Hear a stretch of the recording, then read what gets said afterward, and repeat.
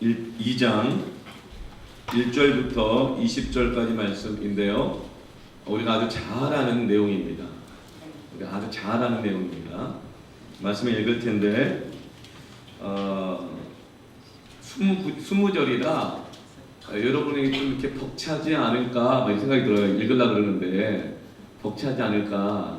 근데 여러분, 여러분을 존중하게 하면서 다 읽겠습니다. 한번 교독에서 읽을까요? 교독에서 읽는데 내가 청소년이다 생각하시는 분들 먼저 읽고, 내가 청년이다 생각하시는 분 먼저 읽고, 나중에 읽고 네, 우리 그러면은 청소년들부터 먼저 읽겠습니다. 혹시 뭐 결혼하신 분들 믿음대로 결정하시면 됩니다. 아시겠죠? 자, 먼저 읽겠습니다. 청소년들부터 시작.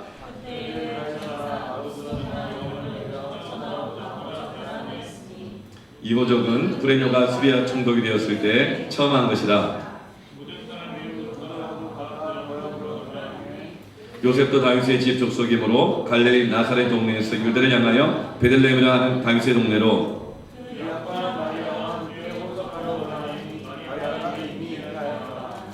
거기 있을 그때 해산할 날이 차서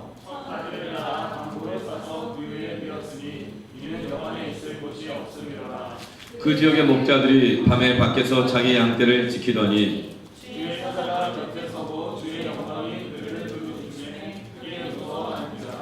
전사가 이르되 무서워하지 말라. 보라, 내가 온 백성에게 미칠 큰 기쁨의 좋은 소식을 너희에게 전하노라. 오늘 다윗의 동네에 너희를 위하여 구주가 가시니 곧 그리스도 주시니라.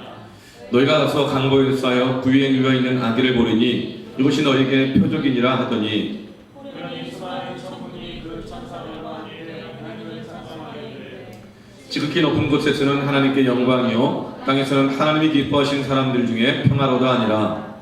천사들이 떠나 하늘로 올라가니 저자가 또 말하되 이제 그를 얻어서 주께서 우리를 알리신 바 이 이루어질 일을 보자 하고 빨리 가서 마리아와 요셉과 부유에 누인 아기를 찾아서 보고 천사가 저희들에게 이르되 말한 것을 전하니 듣는 자가 다 목자들이 그들에게 말한 것들을 놀랍게 여기되 마리아는 이 모든 말을 마음에 새겨 생각한다. 이르던 바와 같이 듣고 본 그 모든 것으로 인하여 하나님께 영광을 돌리고 찬송하여 돌아가니라. 아멘. 혼돈의 시대 복음, 예수님이 오셨다. 여러분, 예수님이 이 땅에 오신 것이 어떻게 우리의 혼란을 잠재우고 우리 안에 있는 갈등, 문제들을 해결을 해주시는가. 그래 예수 믿는다는 것이 복음이죠. 복음은 뭐죠? 복된 소식, 굿뉴스, 좋은 소식이 되는 겁니다. 여러분, 예수님이 계셔야 교회 가자는 이야기가 좋은 말이죠. 예수님이 계셔야 기도하자는 말이 좋은 말이죠. 예수님이 계셔야 찬양하자는 말이 좋은 말이죠. 예수님이 계시지 않으면 기도도 거짓말이고 찬양도 거짓말이고 교회 가자고 하는 말도 너무 부담스럽고 귀찮은 이야기가 되는 것입니다. 근데 여러분, 예수님이 살아계신다는 것, 하나님이 예수님으로 우리에게 오셨다는 것은 그것이 우리에게 정말 가장 좋은 소식입니다. 이걸 우리가 믿지 않으면 모든 게 다 너무 이렇게 힘들고 어려운 것이죠.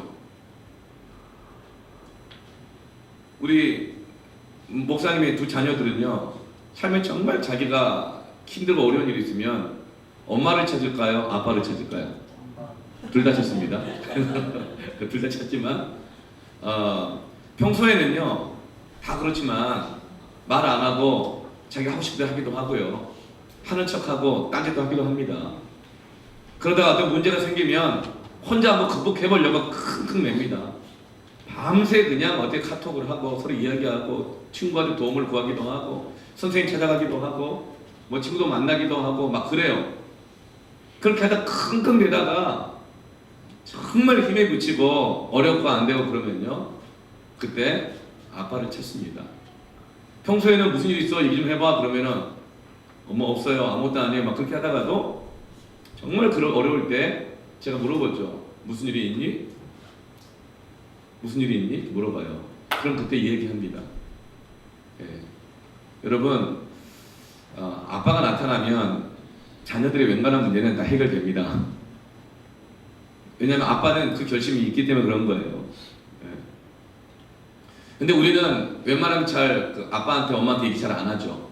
왜 그럴까요? 너무 성숙해가지고 부모님 힘들게 할까봐 뭐 그런 경우도 있을 수 있어요. 그런데 웬만하면 내가 생각하는데 내가 원하는 대로 살아가고 싶기 때문에 사실은 부모에게 잘 얘기를 안 합니다. 여러분, 부모님이 사랑하시기 때문에 여러분의 문제와 어려움들을 아는 것은 좋은 소식입니다. 들켰네가 아닙니다. 그것은 좋은 소식입니다. 우리 삶에 혼돈이 있을 때, 어려움이 있을 때 예수님이 살아계시다는 것, 예수님이 우리의 문제에 찾아오기를 원하신다는 것, 하나님이 살아계신다는 것은 좋은 소식입니다. 그게 복음입니다. 오늘은 우리가 너무나도 잘 아는 성탄절, 크리스마스의 사건입니다. 예수님이, 하나님이 예수님으로 이 땅 가운데 오신 것입니다. 그런데 예수님은 너무나도 어렵고 복잡하고 힘든 현실 그 가운데서 태어나셨어요. 여러분 태어났을 때 어떤 집안 분위기, 어떤 상황이었는지 혹시 이렇게 기억이 나십니까? 누구나가 다 좀 집안이 좋은 환경일 때, 우리 아빠 엄마가 잘 나갈 때 그때 태어나기를 원해요. 그런데 예수님은 너무 힘들고 어려운 상황에서 태어나셨어요. 우리 가운데도 내가 태어난 가정 환경, 상황들이 너무 힘들고 어려우면 그것이 우리에게 상처가 돼요. 우리 마음에 이 자존감이 막 스크래치를 내가지고 깊은 것이 부담이 됩니다. 그래서 내 생각에 내가 좀 좋은 환경에서 태어났다면, 우리 부모님이 좀 힘들지 않을 때 태어났다면, 왜냐하면 우리는 자라면서도 부모님이 힘들고 어려우면 그 힘들고 어려운 그 부담들을 같이 안고 있어요. 그래서 뭔가 부탁할 때도 쉽게 부탁을 못해요. 왜냐하면 부모님 힘들고 어려운 걸 아니까, 우리 형편이 어려운 걸 아니까. 좋은 환경에서 태어나기를 원합니다. 근데 좋은 환경에서 자라지 못하면 마음속에서 늘 부담이 있고 마음에 평안이 없어요. 늘 불안해요. 늘 어려워요.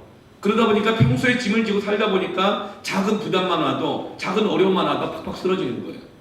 잘 못 견뎌야 하는 것입니다. 왜냐하면 평소에 힘들고 어려우니까. 평소에 힘든 일 없고 편안하게 사는 사람들에게 어떤 부담되는 일이라든가 작은 문제들은 정말 그대로만 느껴져요. 딱 그 무게로 정확하게 느껴져. 근데 평소에 어렵고 힘든 상황에 살아가는 사람들은 100g짜리 무게라 하더라도 100g으로 느껴지는 게 아닌 거예요. 원래 짐이 있기 때문에 더 무겁고 크게 느껴지는 겁니다. 그런데 예수님은 아주 어렵고 힘든 현실 한가운데서 태어나셨어요. 1절 말씀을 보면 그때 가이사, 이 가이사는 그냥 로마 황제를 말합니다. 카이사, 케사르라고도 하죠. 가이사 아우구스트, 로마의 아우구스트 황제가 명령을 내렸어요.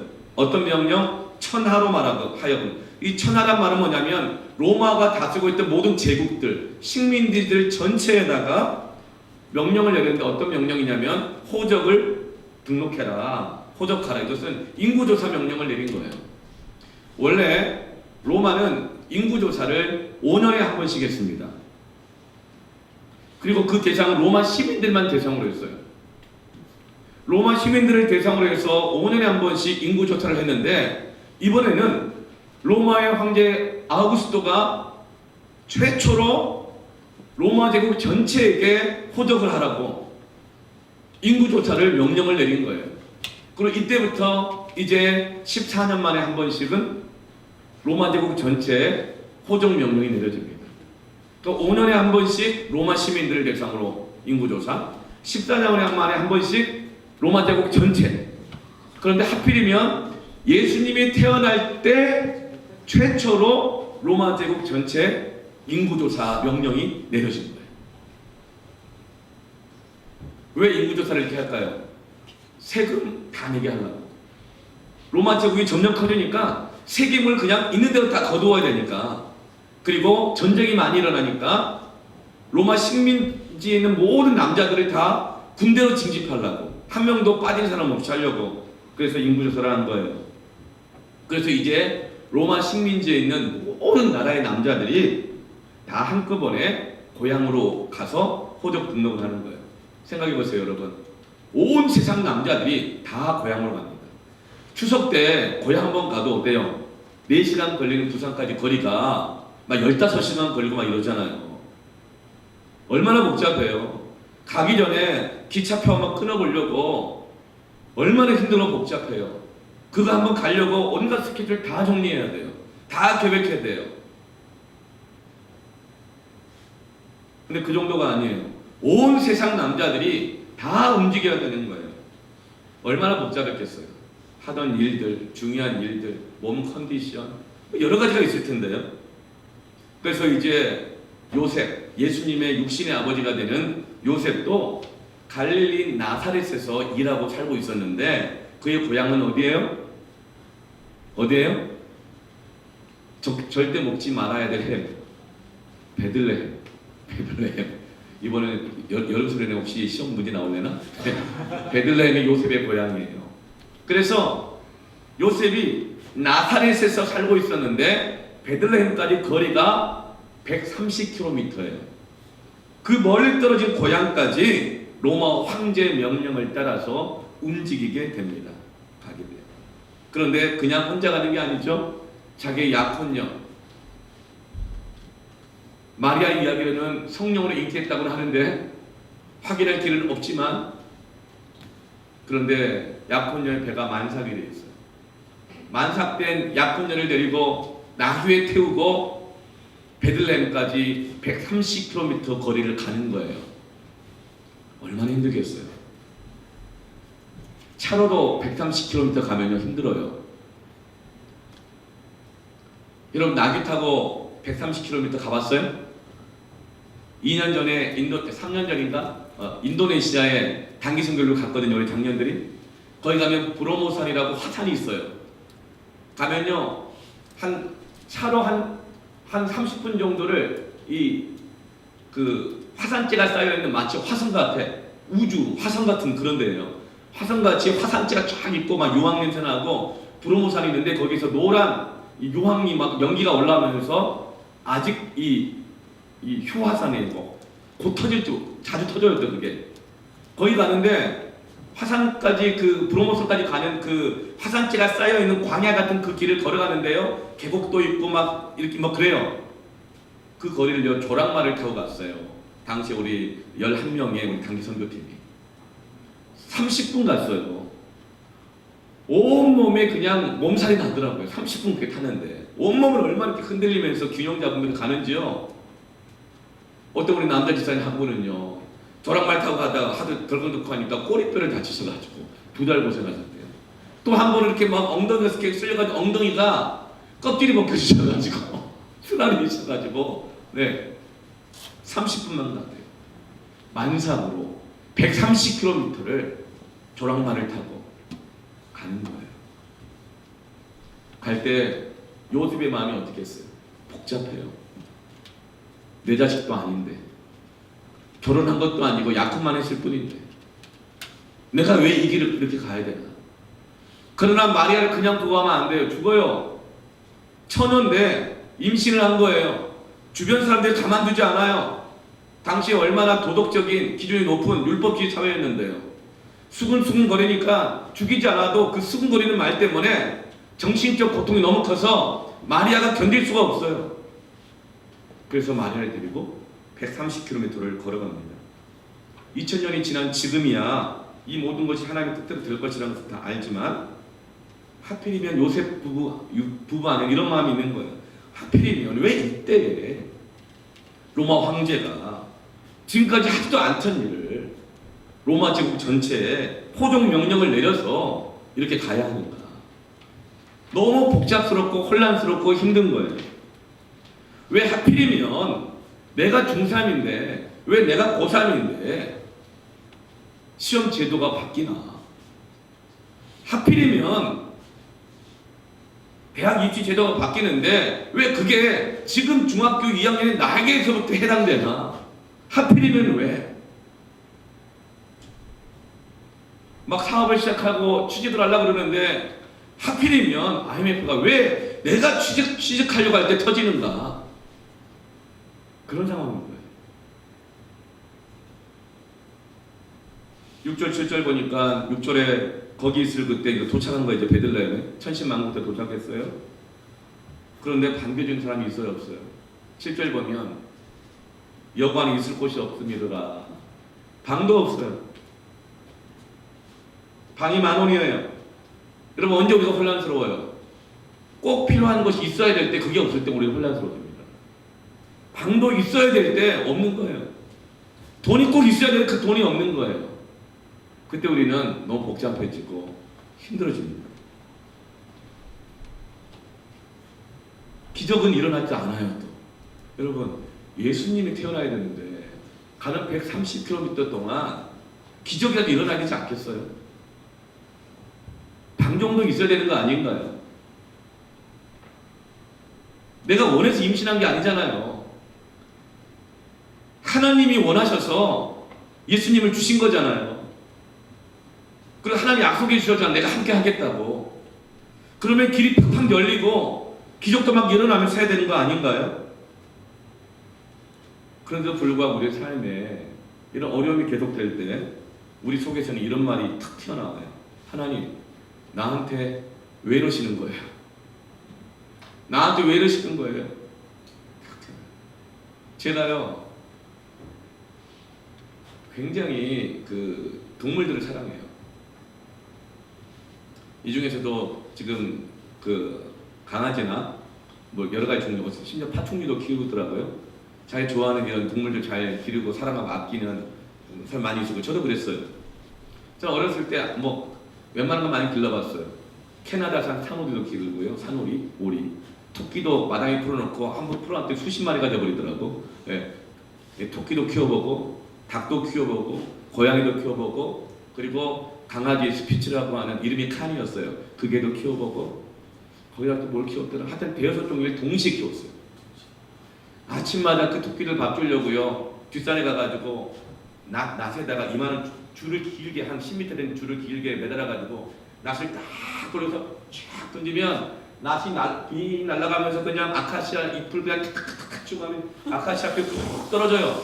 그럼 이만한 큰 80kg짜리 쌀가마를 제가 등에 지고요. 그 토끼 밥 먹이려고 아카시아 나뭇잎을 그냥 거기다 다 채우고 길에 있는 들풀도 캐다가 이렇게 막 채우고 하면서 아침에 가면요. 토끼 몇 마리가 그 풀을 하루에 다 먹어버려요. 아침마다 학교 가기 전에 그 일을 했어요. 닭 모이 주고요. 그리고 개들은요 또 잘 키워야 돼요. 아침마다 산책 시간 잘 지켜줘야 돼요. 그래서 산책 시켜주고요. 먹이 해주고 예방주사 마치고 막 그렇게 했어요. 그런데 어느 날 하얀 스피치 너무 똑똑하게 예쁜 우리 칸이라고 하는 왜 칸이라는 이름을 지어줬냐면 몽골 황제 이름이 칸이잖아요. 징기스 칸. 그래 칸이라는 이름을 지었어요. 내가 너를 왕처럼 떠받든다 해가지고 너무 이쁘고 너무 똑똑하고 예, 너무 좋았어요. 근데 비가 오는 오늘 비가 막 오는데 얘가 그냥 갑자기 헛구역질을 하는 거예요. 임신인가 생각했는데 그게 아니었고 어디서 뭘 잘못 먹었나 봐요. 그래가지고 아침에 학교를 가야 되는데 박힌 천둥이 치고 비가 오는데 애가 쭉 찾아가지고 그 계집에서 낑낑대고 있는 거예요. 너무 불쌍해가지고 거실을 들여다놨어요. 그때 제가 교회 안 다녔지만 기도까지 했다니까요. 막 기도하면서 하나님 힘이 살아있다면 이 칸을 살려주세요. 막 눈물이 막 줄줄 쏟아지고 내는 걔가 헛구역질하고 그리고 입에서 막 물을 뭐 흘리고 막 그러는 거예요. 초록색 물 같은 거까지 흘리더라고. 막 가슴이 막 찢어질 것 같고 그때마다 우리 집 형편이 너무 좋아가지고 학교 그냥 걸어가지도 않고 버스도 안 타고 가고 택시 타고 다녔어요. 아침마다 택시 타고 다녔다니까 제 학교를. 택시 타고 가면서 학교 늦어가지고 고속도로를 가면은 비용 더 비싸거든요. 근데 고속도로를 타면서 택시 타고 학교를 갔어요. 가면서 중학교 2학년 때 그 택시 안에서 얼마나 기도를 했는지 몰라요. 신이시여. 그래 하나님 모르니까 신이시여 있다면 우리 칸을 제발 살려주세요. 믿습니다. 자, 진짜 그렇게 기도했어요. 믿습니다. 기사분이 놀랐을 거예요. 그래서 내가 학교 갔다 와서 돌아오면 얘가 살아있을 거라 생각했어요. 근데 학교 갔다 왔어요. 살아있었어요. 내 마지막 순간이었어. 눈을 딱 마주치는데 걔가 우는 거예요. 날 보고 울어. 마지막 눈을 마주치고 울면서 제 품 안에서 운명하셨어요. 가슴이 찢어지고 그때 제가 결심했어요. 신은 없다. 신은 없다. 그리고 난 다시는 야왕길을 기르지 않겠다. 너무 상처가 돼가지고 너무 아픔이 돼가지고요. 그때 내가 이런 마음이 있었던 거예요. 신이 살아있다면 왜 이런가? 그러니까 하나님 왜 이러시는 거예요? 이런 마음이 막 올라온 거예요. 여러분, 하나님은 살아계시는데요, 하나님이 왜 이렇게 응답도 안 하시고 왜 내가 이렇게 고난과 어려움을 당하는데 그 내버려 두실까 싶을 때가 있어요. 그때 하나님 왜 이러실까? 이런 질문이 있을 때가 있어요. 저는 궁금해요. 예수님이 하필이면 왜 이때 태어나셨을까? 이 고생스러운데. 아니 요셉도 마리아도 좀 생각 좀 해주셔야지. 왜 꼭 그때 태어나셔야 돼요? 나 같으면 이때 안 태어나고 싶을 것 같아요. 나 같으면 이런 집에서 태어나고 싶을 것 같지가 않아요. 근데 예수님은 왜 이때 이 어려운 상황에서 태어나시기로 결정하셨을까요? 히브리서 2장 18절 이렇게 말씀해요. 같이 읽어볼까요? 그가 시험을 받아 고난을 당하셨은즉 시험 받는 자를 능히 도우실 수 있느니라. 이 그가는 바로 예수님이에요. 예수님이 시험을 받으셨대요. 피할 수 있었는데 받으셨대요. 고난을 피할 수 있었는데 당하셨대요. 왜냐하면 똑같은 시험 받는 자들을 도우실 수 있기 때문이에요. 그러니까 예수님은 이때 안 태어나셔도 돼요.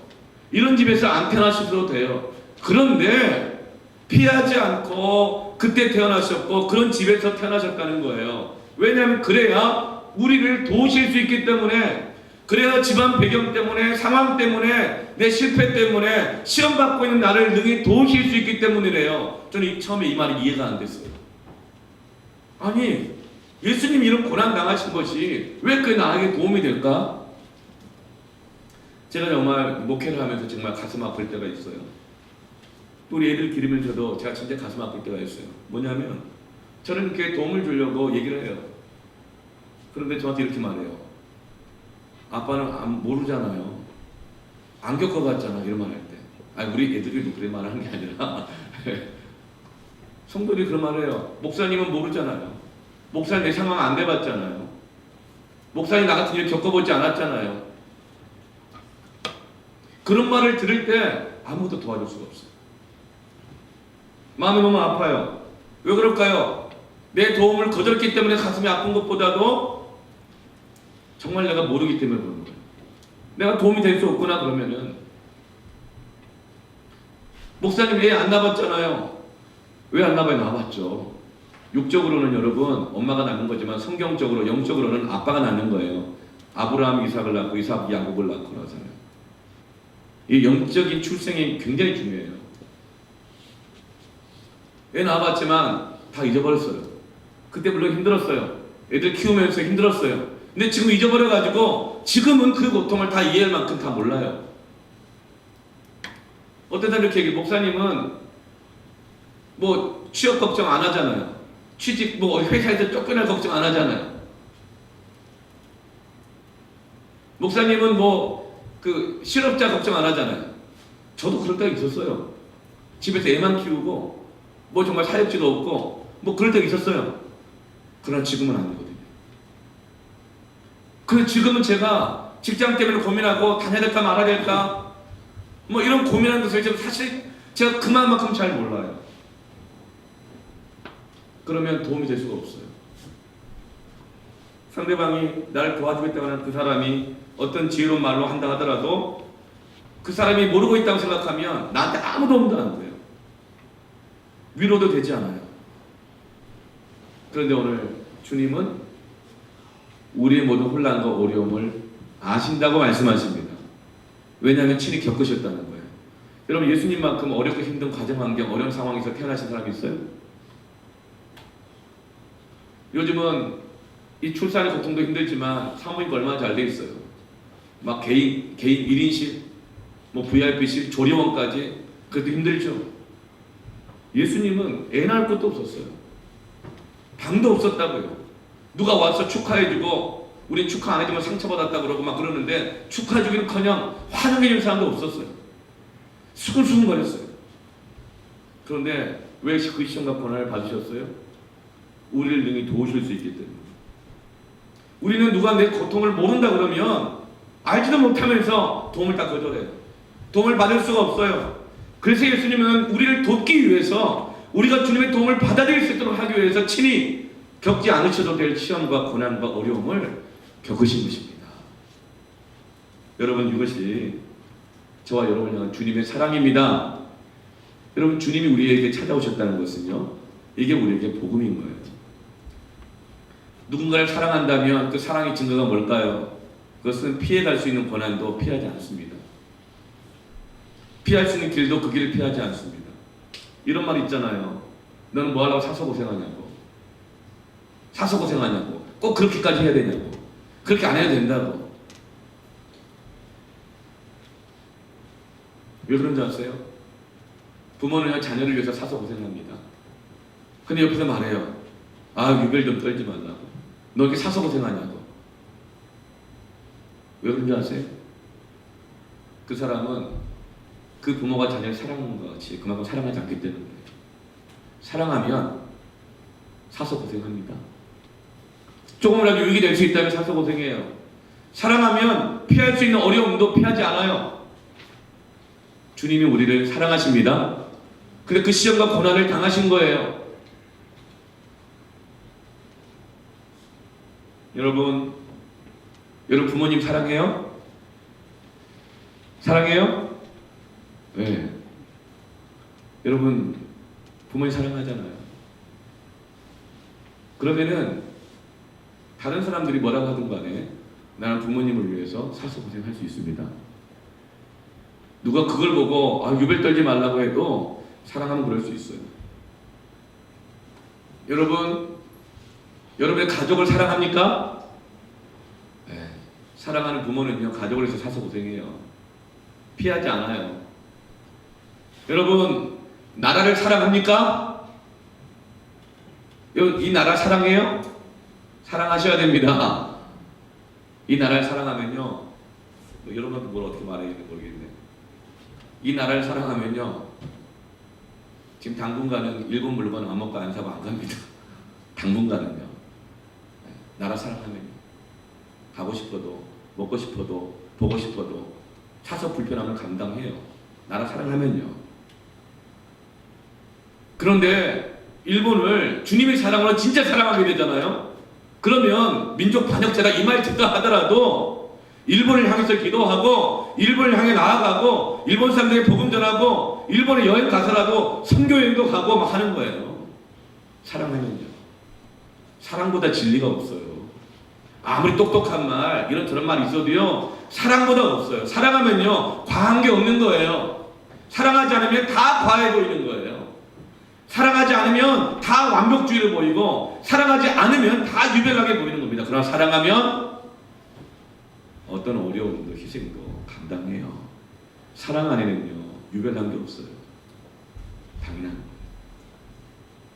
우리 주님이 그렇게 우리를 사랑하십니다. 그 주님이 이렇게 오셨다는 거예요. 그게 복음이에요. 여러분, 교회를 사랑하십니까? 전 사랑해요. 전 사랑해요. 사서 고생하면서 그게 고생이라 말하지 않아요. 나는 하나님을 사랑해요. 여러분, 하나님 사랑하십니까? 아멘. 요한복음 3장 16절에 하나님이 세상을 이처럼 사랑하사 독생자를 주셨으니 이는 저를 믿는 자마다 멸망하지 않고 영생을 얻게 하려 하십니다. 하나님이 세상을 이처럼 사랑하신대요. 그게 독생자를 주셨대요. 너무 과한 거 아니에요? 너무 유별난 거 아니에요? 왜 꼭 그렇게 하셔야 되나요? 아니, 세상을 사랑하는데 독생자를 주시다니요. 너무 과해요. 저는 이 말씀을 읽다가 눈물이 났어요. 왜냐하면 이 세상이 그럴 만한 가치가 있냔 말이에요. 내가 경험하는 이 세상이 매일 직장 가고 매일 학교 가서 뉴스에서 들려오는 이 세상, 날마다 거짓과 갑질과 불의와 폭력과 전쟁과 왕따와 음모와 살인, 혼란, 이런 온통 혼란과 더러움으로 가득한 이 세상을 위해서 아들을 죽이실 만큼 그만한 가치가 있냐고요. 너무 하나 과한 거 아니에요? 어떻게 하나님의 아들과 이 목숨을 바꿀 만한 세상입니까? 나는 주님의 목숨과 바꿀 만한 가치가 있는 삶입니까? 그런 사람입니까? 왜 나를 사랑하셔가지고 왜 세상을 그렇게 사랑하시냐고. 이런 복음성가가 있어요. 왜 날 사랑하나. 겸손히 십자가 지시었네. 왜 날 사랑하나. 왜 주님 갈보리 그 길을 가야 했나. 왜 날 사랑하나. 왜 꼭 그렇게 어렵고 힘든 상황으로 오셔야 됐습니까? 왜 이렇게 피할 수 있는 어려움을 피하지 않고 대신 감당하셨습니까? 왜 죽으셨습니까? 왜 사서 고생하십니까? 왜 날 사랑합니까? 거기에 대한 대답이 이 찬양의 첫 구절이에요. 사랑이 구주를 죽게 했네. 사랑하기 때문에. 여러분, 하나님이 우리를 사랑하십니다. 세상 우리를 사랑하셔요. 근데 그 하나님이 우리와 함께 하십니다. 이게 복음인 거예요. 그걸 알면요, 우리 하는 모든 혼란이 정리가 돼요. 이 복음을 하나님은 누구에게 가장 먼저 전달하게 하느냐면 밤잠 안 자고 양떼를 지키고 있는 목자들에게 이 복음의 소식을 전달하게 합니다. 왕이 오시는 소식을요. 오늘 대통령이나 어떤 미국 특사가 가게 되어지면 이 소식을 누구에게 전달하게 합니까? 백악관에 가거나 아니면 미국 외교부 장관한테 전달해달라고 얘기를 하죠. 근데 하나님은 유대의 귀족들, 고위 관리들이 아니라 밤잠 못 자고 들에서 양떼를 지키는 가장 이 비천하게 여겨졌던 그런 직업을 가진 사람들에게 이 소식을 전달해달라고 맡기고 있어요. 여기서 이 8절 말씀에 밤에 밖에서 자기 양떼를 지키더니, 자기 양떼를 지킨다는 말은 자기 소유 양떼라는 뜻이 아니고요, 자기에게 할당된 맡겨진 양떼라는 뜻이에요. 밤새워서요. 이들은 비정규직이에요. 이들은 호적 등록도 안 해요. 군대도 안 가요. 세금도 안 내요. 왜 그럴까요? 세금 낼 만한 돈을 받지 못해요. 군대에 갈 만큼 인정받지도 못하고 그 나라 국민 숫자에 들어가지도 않아요. 그만큼 비천한 사람들이에요. 모르겠어요. 요즘 이렇게 밤새워서 편의점 알바하는, 시급 좀 세다고. 편의점 알바를 밤새 하고 있는데 누가 훔쳐가면 어떻게 해요? 대신 물어줘야 되는 거잖아. 그쵸? 그 시간 맡은 사람이. 그런 사람들이었어요. 이들에게 하나님은 이 복음의 소식을 전하라고 맡겨줍니다. 왜 그랬을까요? 그것은 그 시간에 그 밤에 그 목자들만 깨어있었기 때문에 그래요. 이 깨어있다는 말은 뭐냐면 잠 안 자고 있다는 뜻이 아니에요. 여러분, 이 시간에 잠 안 자고 깨어있는 사람 많아요. 뭘 하고 있느냐가 중요하죠. 근데 그게 진짜 깨어있는 걸까요?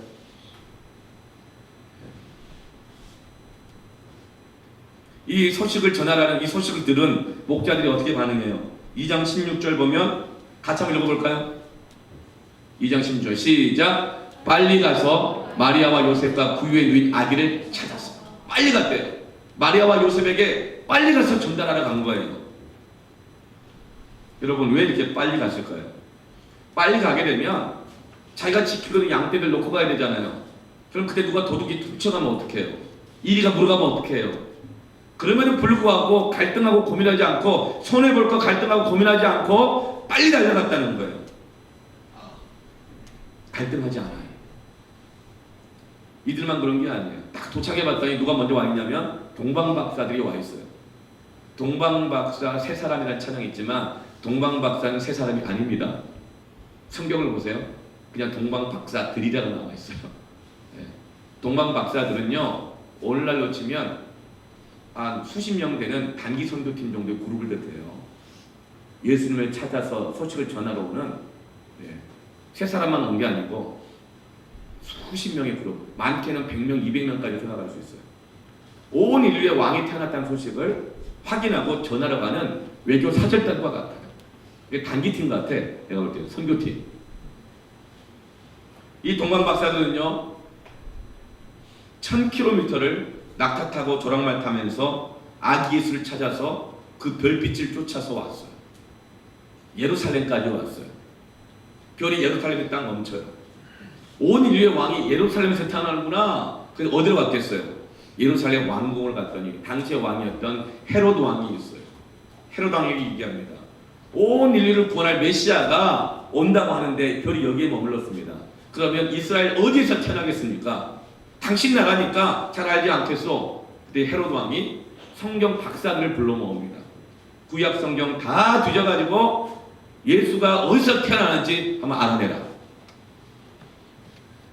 왜 그랬을까요? 당시에 로마가 세상을 다스리고 있습니다. 헤롯은 군봉왕이에요. 거기 맡은 지역 왕이에요. 근데 인류의 왕이 오면 정권이 바뀌는 거잖아요. 알아보라 그런 거예요. 성경 박사들이 알아냅니다. 구약에 여러 번 반복되어 예언됐던 말씀처럼 베들레헴입니다. 가르쳐줬어요. 그런데 동방 박사들만 가고 정작 성경 박사들은 안 가요. 가르쳐준 사람이 안 가요. 말씀을 잘 가르쳐줘요. 어디에 있다, 어디에 태어난다.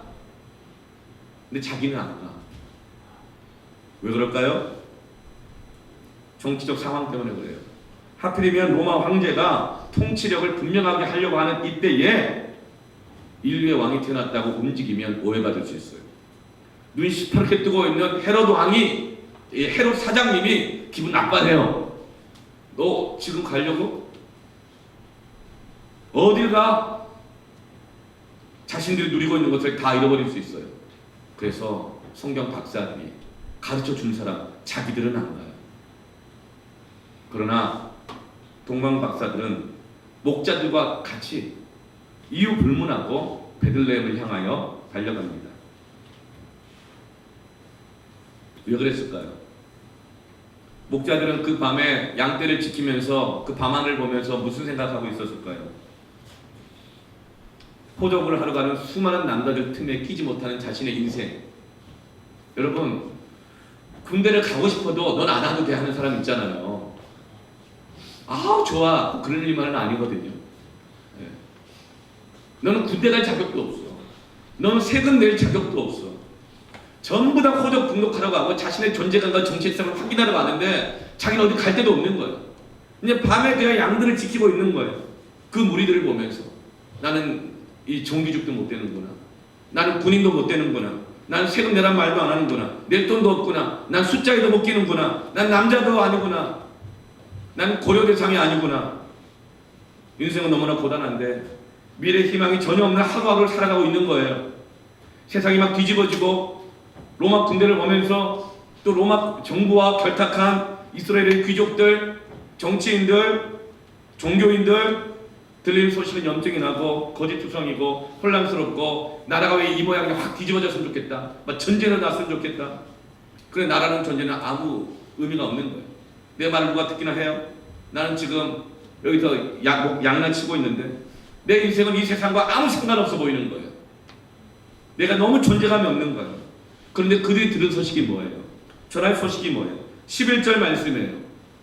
오늘 다윗의 동네에 누구를 위하여? 너희를 위하여 구주가 나셨으니 온 인류의 왕으로 오시는 분은 너희를 위한 왕이시다.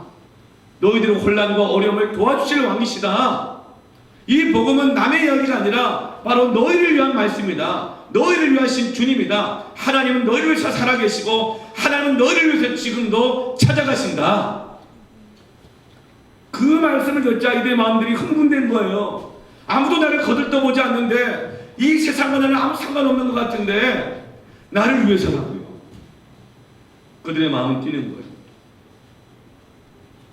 그래서 그들은 그 귀한 소식을 듣고 더 이상 갈등하지 않고 급히 빨리 달려가는 것입니다. 여러분 오늘 성령은 말씀하십니다. 이 복음은 남의 이야기가 아니라 바로 여러분을 위한 말씀입니다. 우리 예수님은 바로 여러분을 위해서 죽으셨고 여러분을 위해서 지금도 역사하십니다. 이게 복음인 거예요.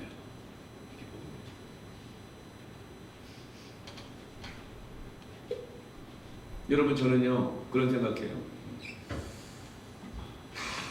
죽고 나면 천국 가도 결혼도 없고 장가가는 것도 없고 그럼 부모 자식도 없고 부부간도 없고 뭐 그런 것인가? 근데 한편 마음속에 안 가고 싶은 마음 좀 들더라고요. 아니 내가 이렇게 사랑하는 아내, 사랑하는 자식들 그러면 어떻게 만날까? 그런 마음이 들더라고요. 또 내가 정말 사랑하는 대상도 있잖아요. 여러분 이 강아지는 천국 갈까요? 어때요? 잘 모르겠죠. 여러분 천국 가면 어떤 곳일까요? 천국 가면 정말 날개 달고 동그란 거 매달고 막 날아다닐 것 같죠. 아니에요. 천국 가면요 파괴되었던 이 자연 만물이 완전히 회복돼서 가장 거룩하고 영화로운 상태로 이 자연 환경이 완전히 회복되어 있을 것입니다. 거기 가면요 새도 있고요, 거기 가면요 우리 칸도 있을 거고요, 거기 가면요 물고기도 있고요, 고래도 있고요, 공룡도 있고요, 다 있을 거예요.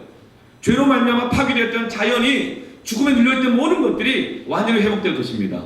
성경이 그걸 말하고 있어요. 에스겔도 그렇고 요한계시록도 그렇고요. 생명나무가 강 좌우에 쫙 서 있는데 그 생명나무가 흘러 걸어가는 곳곳마다 산천초목 바다가 죽은 바다가 살아나고 죽었던 것이 다 살아난다고 했습니다. 여러분 천국은 그렇게 좋은 것인데 그 천국이 바로 여러분을 위한 것입니다. 그래서 여러분 우리가 이 땅에서 고난과 혼란스러울 때요, 여러분 거기 너무 마음 뺏기지 마세요. 우리 천국을 주시고 부활을 주시는 예수님이 우리와 함께 계십니다. 천국의 본질이 뭔지 아세요? 이 사도 요한이 하나님 천사의 이끌을 받아서 거룩한 세일을 쓰는 세탕으로 안에 들어갔더니 건물이 안 보인대요. 눈에 보는 건물이 안 보이는데 그 이유를 뭐라고 하는 줄 아세요? 이는 어린 양이 저희와 함께 계십니다.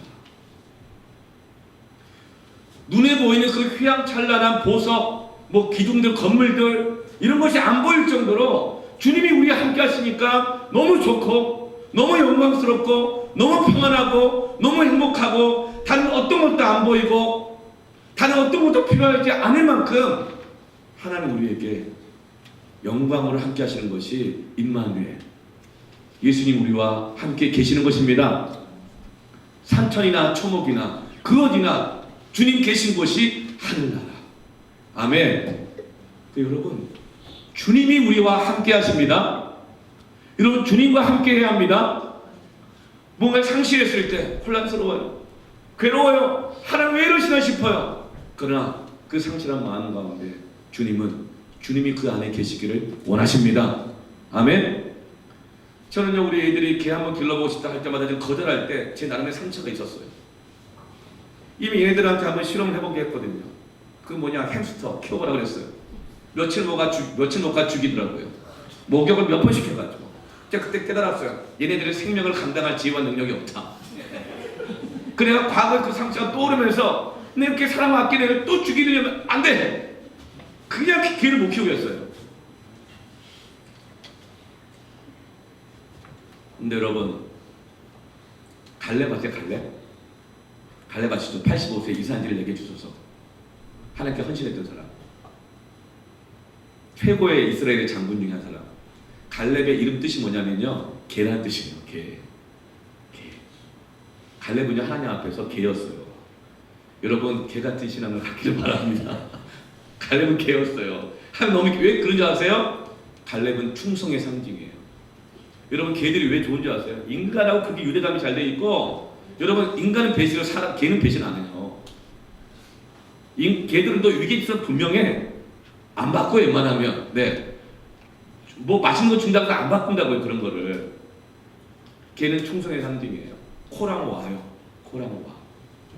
갈렙은요 하나님 부르시면 늘 그 자리에 갔어요. 지금 우리가 다 같이 갈렙과 같이 되기를 바랍니다. 급히 달려가는 거예요. 소식 전하라 그러니까 갈렙처럼 이 목자들이 급히 막 달려간 거예요. 저와 여러분이 하나님께 그렇게 되기를 바랍니다. 아멘. 하나님이 오라고 하면 하나님 신뢰하고 하나님과 함께하기를 기뻐하면서 막 꼬리치며 달려가는 거예요. 하나님께. 그래서 하나님이 우리에게 특별히 이런 반려견들을 허락하신 것 같아요. 고양이도 키워봤는데 좀 달라요. 고양이는 내가 데리고 사는 게 아니라 지가 살아주는 거예요. 사실은 지 집에 내가 같이 사는 걸로 이해하는 것 같더라고. 그래서 제가 별명을 지어줬어요. 고양이들은 차가운 이기주의자라고. 그래도 사랑 안 할 수가 없잖아요. 기르다 정이 생기면. 여러분 예수님은 우리를 위하신 주님이십니다. 그 주님과 함께 하십시오.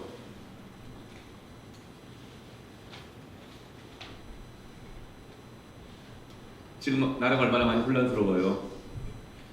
한때는 사드로 북한의 김정은이 그냥 시도 때도 없이 미사일에 쏴 붙여가지고 그때 좀 혼란스럽고, 트럼프 대통령 입만 열면 뭔 말할지 모르겠고, 예, 분명 믿음의 대통령이긴 하긴 한데 진위가 뭔지 헷갈리고, 들려오는 수많은 루머들 들어보면 저게 인간인가 싶기도 하고, 근데 또 거짓말이다 그러니까 팩트가 뭐냐 고민되기도 하기도 하고. 우리나라도 보세요.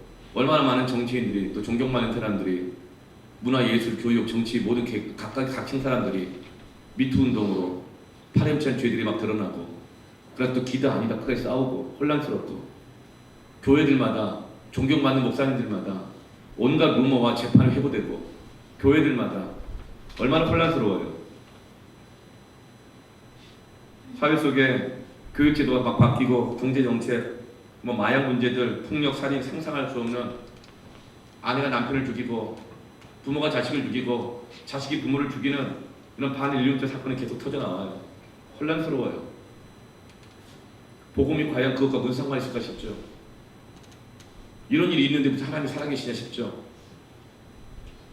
이제는 일본의 어처구니 없는 경제 보복으로 인해서 이 나라의 앞날이 막 불안해요. 서로가 서로를 막 반역자라고 막 말을 해요. 일본 그 뭐냐 아사히 맥주 먹으면요, 예, 막 반역자다, 민족의 반역자다 막 몰고 그래요. 일본 차 막 토요타 뭐 혼다 이거 타고 다니면 주차하기가 겁난데 눈치가 보여가지고, 일본 여행 간다, 아이 저런 내국노 막 이런 말을 한대요. 그런데 또 그런 말 듣는 사람들이 이렇게 말해요. 나도 일본이 믿다. 그러나 우리 현실적으로 생각해야 되지 않겠냐. 친미다, 반미다, 뭐 반일이다, 뭐 저건 친일이다, 적폐다, 막 서로를 그렇게 반역자들 되어 말을 해요. 너무 혼란스러워요. 이게 누구 때문일까? 근데 여러분, 우리가 지금 쿨스 마그센 큐티하고 있는, 푸른색 마그센 큐티하고 있는 본문 이사야서 말씀 보면요, 당시 이스라엘 상황이 우리가 너무 똑같아요. 이사야서 8장 12절 13절 말씀을 보면요, 어떤 상황이냐면 남유다와 북이스라엘이 서로 싸워가지고 분단되어 있어요. 우리하고 똑같이. 그런데 성전은 어디에 있어요? 북한에 있어요? 한국에 있어요? 남한에 있어요. 신앙은. 그런데 같은 민족이었던 북이스라엘이 가나안의 전통적 강국이었던 아람과 함께 한 편을 먹어가지고 예루살렘 성전을 침략을 했어요. 남침을 했어.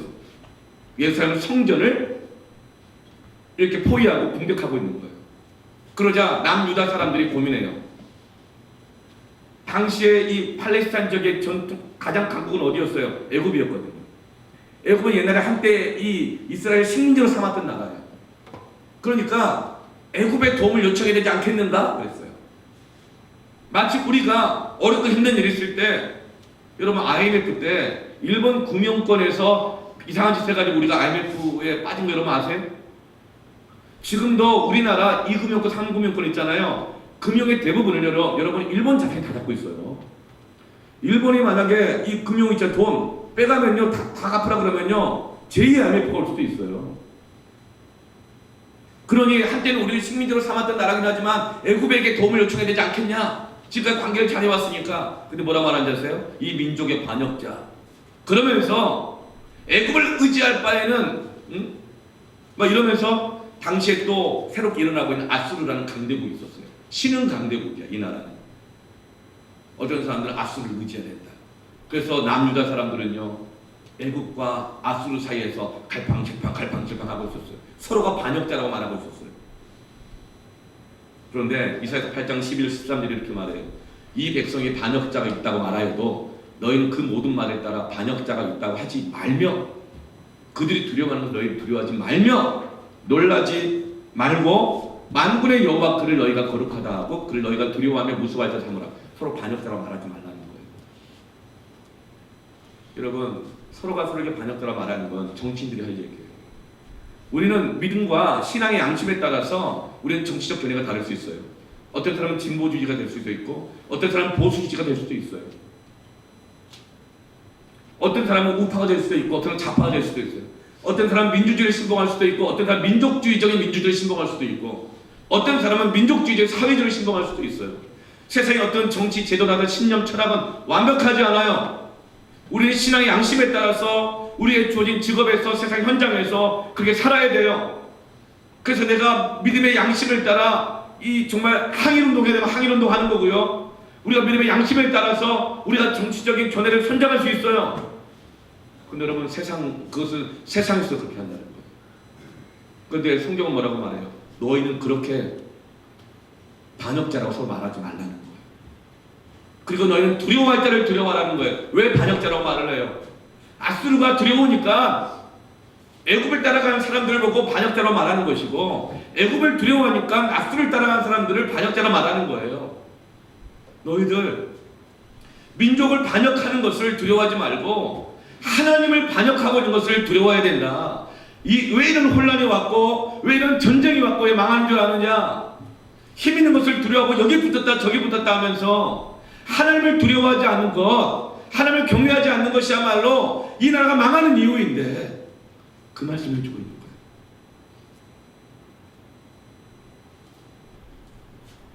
거예요. 열왕기하 16장 7절 8절 보면 결국 남유다 왕은 어떤 걸 선택할까 볼래요?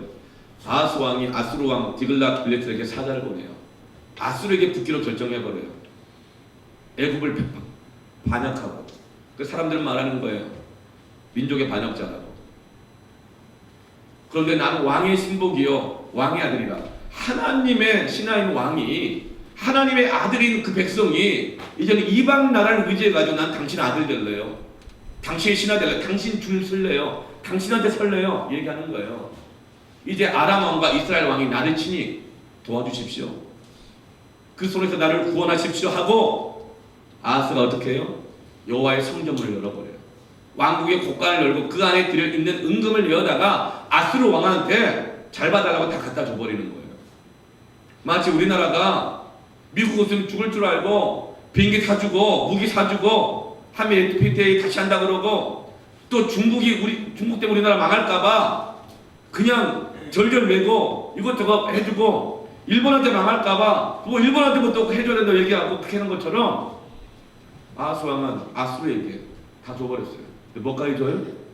왕궁 곳간에 있는 거, 자기 거 주면 모르겠는데 하나님께 드린 성전 안에 있는 은금, 하나님께 드린 물질, 하나님께 드려야 될 시간, 하나님께 드려야 될 것까지도, 하나님한테 드릴 것까지도 세상에 다 써버린 거예요. 다 줘버린 거예요. 결국 어떻게 돼요? 아수르의 도움을 받는데요, 그때 제3의 나라 바벨론이 떠오르기 시작해요. 북이스라엘은 아수르한테 만나고, 남유다는 아수르에 붙긴 했지만 아수르보다 더 강한 바벨론 제국이 일어나서 아수르에 붙은 남유다를 멸망시키고 나라가 망하고 포로로 잡혀가서 70년 동안 포로 생활하게 됩니다. 여러분, 나라를 위해서 기도해야 돼요. IMF 한번 터지면 어떤 일이 일어나는지 아세요? 수많은 가장들이 자살해요. 수많은 회사들이 무너져요. 젊은이들이 취업할 곳이 없어요. 대학을 가봐야 소용이 없어요. 나라를 기도해야 돼요. 근데 이 나라의 평화를 누가 지켜줘요? 하나님 너희와 함께 하십니다. 하나님이 지켜주시는 것입니다. 우린 여러분, 민족을 반역했다, 뭐 나라를 반역했다, 친미다, 친일이다, 매국노들이다, 그렇게 할 게 아니라는 거예요. 그건 세상 정치인들이 할 얘기예요. 근데 우리 그리스도인들은 어떻게 될 건가? 하나님을 두려워해야 합니다. 다시금 우리의 마음을 열고 성전문을 열고 세상이 다 빼앗겨버렸던 것, 다 넘겨줬던 것을 다시금 찾아와야 합니다.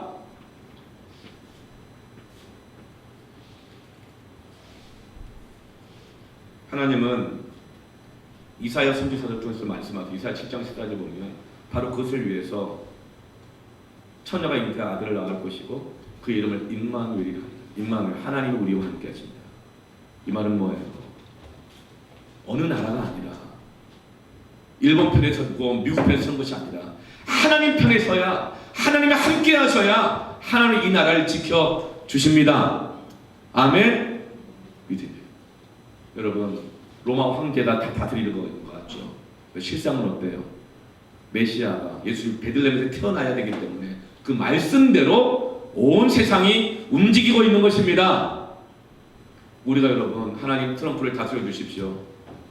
하나님 내 안에 격동하고 도저히 고삐풀린 망아지처럼 도저히 통되지 않은 이 정욕, 이 죄, 이 교만들 도무지 하나님 앞에 조금도 집중하지 못하고 내 시간과 욕심과 내 젊음과 모든 것을 세상에 다 넘겨져 버리는 하나님을 반역하고 있는 이 내 마음을 누가 다스려줄 거예요? 하나님 함께 하시면 다스려집니다. 제가 지난주에 세미나 갔다 왔는데 아주 청소년들 사역을 전문으로 하시는 그 목사님 만나고 왔어요. 반성한 목사님이라고. 하이클래스 청소년들만 상대해요. 하이클래스 BA 청소년들이요. 얘기를 들어보니까 심각하더라고요. 여러분 전 잘 몰랐는데 스포츠 토토? 가끔 예배 시간도 하잖아요. 막 꼴이다 막 이러면서. 저는 그게 도박인 줄 몰랐어요. 해도 그냥 점 10원짜리 재미로운 도박인 줄 알았어요. 청소년들 70%가 안 돼요. 그것 때문에 왕따가 생기고 폭력이 생기고 자살까지 하는 사람 너무 많대요. 그거 하다가 돈을 서로 빌려주고 어떤 애는 500만 원, 어떤 애는 300만 원, 심지어는 5억까지 빌렸대요. 그걸 못 갚으니까 단체로 가서 이진해하고 때리고 폭력하고 못 갚으니까 부모한테도 말 못하고 우리 말 못해가지고 자살해버리고 그런데 한둘이 아니라는 거예요. 손목을 보면 론도날 큰 자국이 하나, 둘, 셋, 넷, 5개. 뭐 우리 가운데 그 정도 심각한 사람은 없는 것 같지만 혹시도 모르죠. 그것뿐만이 아니에요. 혼전 임신부터 시작해가지고 이거는 청소년들, 청년들 나도 얘기하더라. 목사님이 교회에서 보이는 애들 모습이 다가 아니에요. 목사님 대학생 아들이 있고 중학생 딸이 있죠. 그게 다가 아니에요. 그들이 겪고 있는 혼란이 얼마나 많은 줄 아세요? 눈물이 난대요.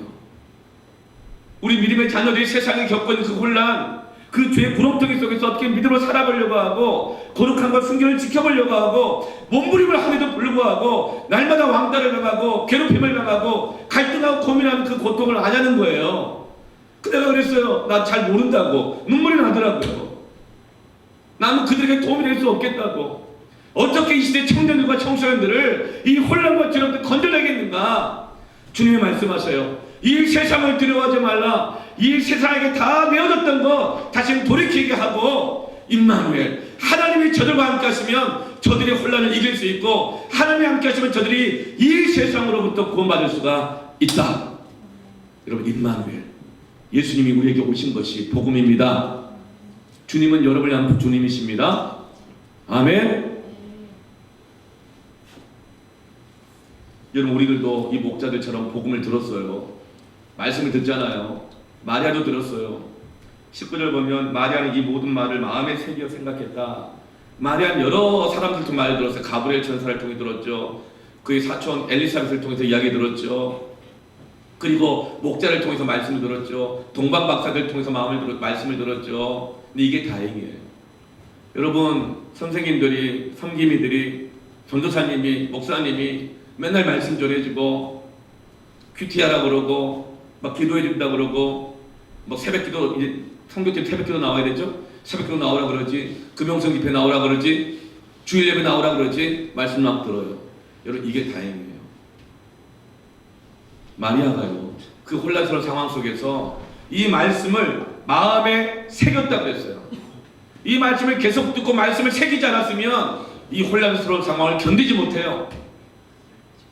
여러분 사는 삶이 얼마나 힘들어요. 저는 두 아들, 딸을 키우면서도 정말 내가 어떻게 해줄 수 없을 때가 너무나 많아요. 정말 힘들겠구나. 너무 많아요.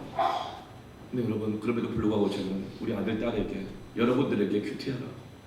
함께 기도하자고. 함께 맡기자고 말할 수밖에 없는 것은 뭔지 아세요? 그래야 견뎌요. 그래야 이겨요. 주님이 함께 하셔야 여러분들이 이기는 것입니다. 여러분은 주님이 함께 하십니다. 아멘. 주님과 함께 해야 됩니다. 그것 때문에 주님이 오셨고 여러분을 위해서 주님이 죽으셨다는 거예요. 여러분 반지의 제왕 마지막 장면이 뭐예요? 포로도가 절대 권력 그 반지를 깨버리지 어떻게 합니까? 모든 악마적인 기운들이 세력을 잃어버리고 한순간에 전세가 역전됩니다. 주님이 오셔서 우리를 위해서 죽으실 때에 모든 죄의 세력들이 다 괴멸되고 마는 것입니다. 그 여러분의 평강이 있는 것입니다. 누구든지 주의 이름을 부르는 자마다 구원을 얻으리로다. 여러분 혼란스러우세요? 뭐 왕따 당해요? 직장에서 불안해요? 내 능력이 부족해요? 집안 환경이 어려워요? 부모님이 너무 어려운 상황 가운데 있어요? 혼란스러워요? 주님을 부르세요. 허경영을 부르지 말고 주님을 부르세요. 허경영이 젊은이들 그렇게 인기가 많다네요. 주님을 부르세요. 주님과 함께 하세요. 여러분 이것이 복음입니다. 평강의 주 여러분과 함께 할 것입니다. 아멘. 이 긴 시간 동안 이 말씀을 들으셔서 너무나도 감사합니다. 너무나도 감사합니다. 진짜 고마워요 여러분. 근데 왜 이렇게 안 좋아하세요? 이 말씀밖에, 이 말씀을 지킨 것 외에는 소망이 없기 때문에 그래요. 기도합시다. 우리 함께 기도하십시다. 여러분 손을 모으고 기도해요. 하늘의 문을 여셔서 이 찬양이 너무 귀한데요. 자녀가 도와달라고 부탁하면 하나님은 주목하십니다. 아버지는 주목해요. 모든 걸 다 열어서 우리를 도와주십니다. 낙심하지 마, 절망하지 마세요. 절대 포기하지 마세요. 하나님이 여러분을 포기하지 않았어요. 여러분 많은 사람들이요 예배를 포기했어요. 마음에 기도도 포기했어요. 왜냐하면 하나님을 신뢰하지 못하기 때문에 그래요. 하나님 포기하지 않으셨습니다. 이제 우리 마음속에도 혼란, 삶의 어려움들 주께 맡기세요. 주님 도와달라고 요청하세요. 주님 반드시 함께 하실 것입니다. 아멘. 이제 같이 함께 기도하겠습니다.